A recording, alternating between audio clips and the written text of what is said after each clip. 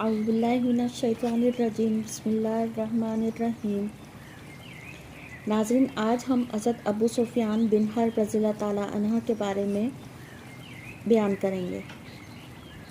حضرت ابو سفیان رضی اللہ تعالیٰ عنہ حرب کے لڑکے تھے۔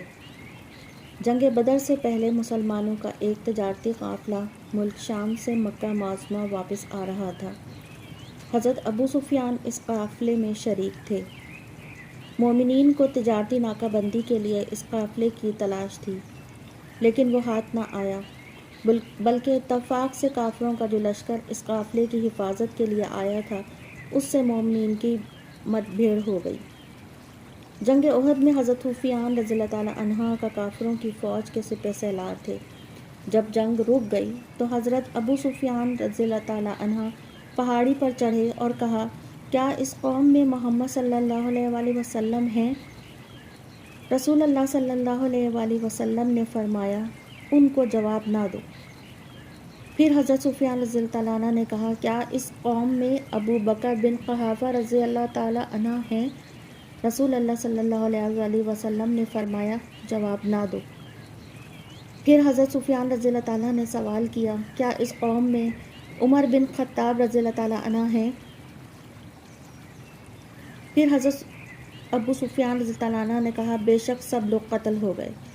حضرت عمر رضی اللہ عنہ سے بے ساختہ یہ الفاظ نکل گئے، اے اللہ کے دشمن، تو غلط کہتا ہے، اللہ نے تیرے غمگین کرنے والوں کو بچا لیا ہے۔ حضرت ابو سفیان رضی اللہ عنہ نے کہا، حبل نامی بت کی جے۔ رسول اللہ صلی اللہ علیہ وآلہ وسلم نے فرمایا، ان کو جواب دو۔ صحابہ رضی اللہ تعالیٰ عنہ نے پوچھا، کیا جواب دیں؟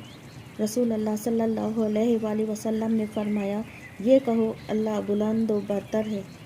حضرت ابو سفیان رضی اللہ تعالیٰ عنہ نے کہا، ہماری مددگار عزا ہے اور تمہاری کوئی عزا نہیں۔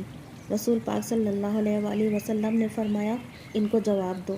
صحابہ نے پھر پوچھا، کیا جواب دیں؟ آپ صلی اللہ علیہ وآلہ وسلم نے فرمایا، یہ کہو کہ ہمارا مولا اللہ ہے، تمہارا کوئی مولا نہیں۔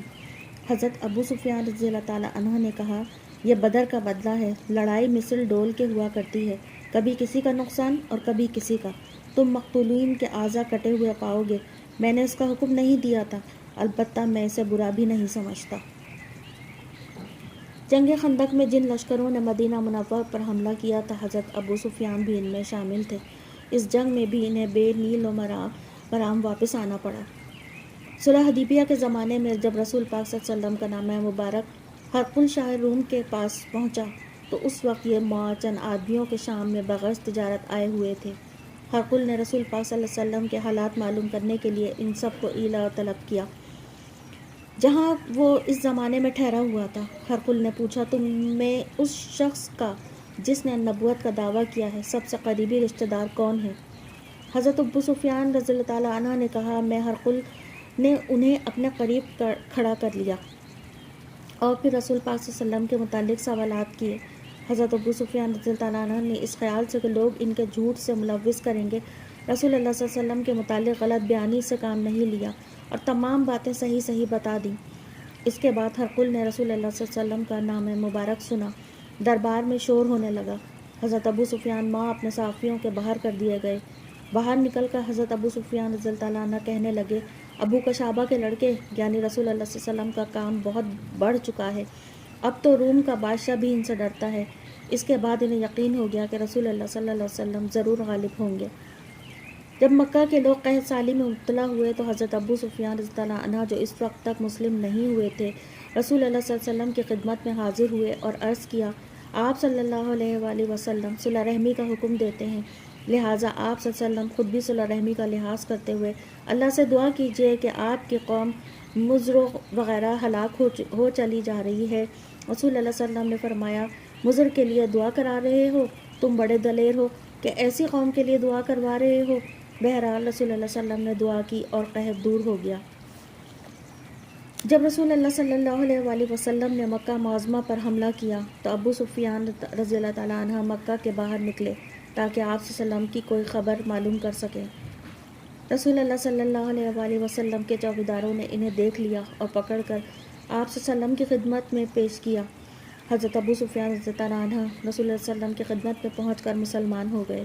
رسول اللہ صلی اللہ علیہ وسلم نے حضرت عباس رضی اللہ عنہ سے فرمایا انہیں پہاڑ کی چوٹی پر لے جاؤ تاکہ یہ مسلمانوں کی شان و شوکت کا نظارہ دیکھ سکیں۔ انہوں نے ایسے ہی کیا۔ حضرت ابو سفیان کے سامنے سے اسلامی فوج کے دستے گزرتے رہے۔ جب حضرت سعد بن عبادہ رضی اللہ عنہ اپنے دستے کے گزرے تو انہوں نے کہا اے ابو سفیان، آج ہلاکت کا دن ہے، آج کعبہ حلال ہو جائے گا، یعنی آج اس کی حرمت کا لحاظ نہ ہوگا۔ حضرت ابو سفیان رضی اللہ تعالیٰ عنہ نے کہا اے عباس، یوم ہلاکت بھی خوب ہے۔ جب ان کے سامنے سے رسول اللہ صلی اللہ علیہ وسلم گزرے تو انہوں نے حضرت سعد بن عبادہ رضی اللہ تعالیٰ عنہ کے قول کا ذکر آپ صلی اللہ علیہ وآلہ وسلم سے کیا۔ آپ نے فرمایا سعد نے غلط کہا، یہ دن تو وہ ہے کہ اس دن اللہ تعالیٰ کعبے کو بزرگی عطا فرمائے گا۔ جب مومنین کا کفار سے مقابلہ ہوا تو مومنین نے کافروں کو دھڑا دھڑ قتل کرنا شروع کر دیا۔ حضرت ابو سفیان رضی اللہ تعالیٰ عنہ حاضر خدمت میں ہوئے اور عرض کیا اے اللہ کے رسول، قریش کی جماعت ختم ہو رہی ہے اور آج کے بعد قریش میں سے کوئی باقی نہ رہے گا۔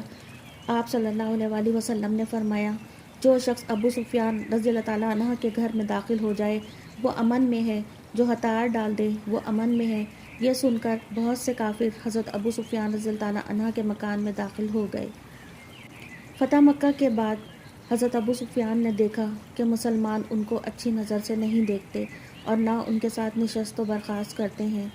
انہوں نے رسول پاک صلی اللہ علیہ وسلم سے عرض کیا میری 3 درخواستیں قبول فرمائیے۔ آپ صلی اللہ علیہ وسلم نے فرمایا اچھا۔ حضرت ابو سفیان رضی اللہ عنہ نے کہا میری بیٹی ام حبیبہ رضی اللہ عنہ عرب کی تمام عورتوں سے زیادہ حسین ہے، میں اس کا نکاح آپ صلی اللہ علیہ وسلم سے کرتا ہوں۔ آپ صلی اللہ علیہ وآلہ وسلم نے فرمایا اچھا۔ حضرت ابو سفیان رضی اللہ عنہ نے کہا معاویہ کو کاتب بنا لیجئے۔